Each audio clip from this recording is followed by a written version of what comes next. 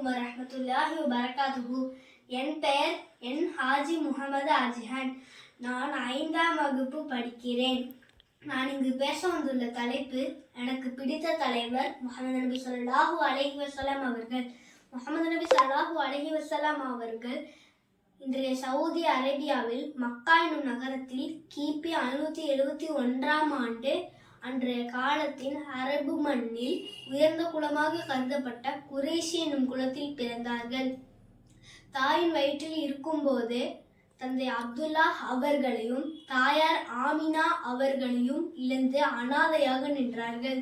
பின்னர் பாட்டனார் அப்துல் முத்தலிப் அவர்களின் அரவணைப்பிலும் அவர் இருந்த பின் பெரிய தந்தை அபுதாலிப் அவர்களின் பராமரிப்பிலும் வளர்ந்தார்கள்.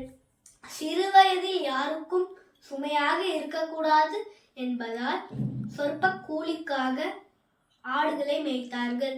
ஓரளவு விபரம் தெரிந்தவுடன் தமது பெரிய தந்தையுடன் சேர்ந்து சிரியா என்னும் நாட்டுக்கு சென்று வியாபாரம் செய்தார்கள். இதனால் இளமையில் கல்வி கற்பதற்கான வாய்ப்பு நபி ஸல்லல்லாஹு அலைஹி வஸல்லம் அவர்களுக்கு கிடைக்கவில்லை. எழுதவோ படிக்கவோ அவர்களுக்கு தெரியாது. தமது 25ஆம் வயதில் வியாபாரத்தை கற்று தேர்ந்தார்கள்.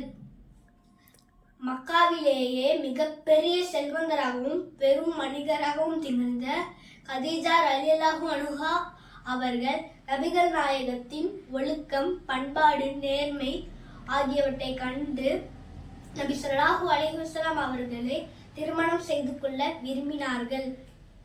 இதனால் நபி ஸல்லல்லாஹு அலைஹி வஸல்லம் அவர்களுக்கு மக்காவிலேயே பெரிய செல்வந்தர் என்ற நிலைக்கு உயர்ந்தார்கள்.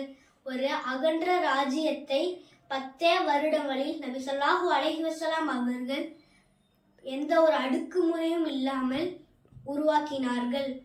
வாய்ப்பளித்தமைக்கு நன்றி. அஸ்ஸலாமு அலைக்கும் வரஹ்மத்துல்லாஹி வபரகாத்துஹு.